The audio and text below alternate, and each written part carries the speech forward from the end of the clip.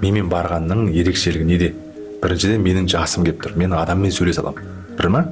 Ол самый важный нәрселер. Неге? Потому что бізде жасайтын, кішкентай балалар жасайды, мысалы турды, мысалы 18-де, 19-да, да, бірақ адаммен сөйлесу қабілеті жоқ. Ол маңызды нәрсе. Ол просто да қармайсың. Екіншіден, көбісінің маркетингтік білімі жоқ. Тағы да одан бөлек бизнесте жасалған опыты жоқ. Түсіндің бе? Клиентпен сөйлескен жоқ. Және де көбісі қазір тур сайтындар өздері алдында турмен келіп, ақша таба алмайды да сауда жасап. Одан кейін өздері де тұру ұйымдастырып жүреді. Осындайлар да көп. Түсіндің бе?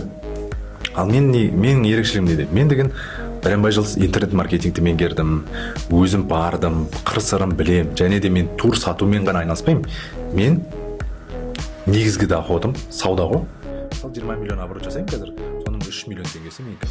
Яғни мен сияқты кім тапқысы келеді, мен айтпай ақ қояйын, 3 миллион теңге табасың, 1 миллион теңге табуға болады.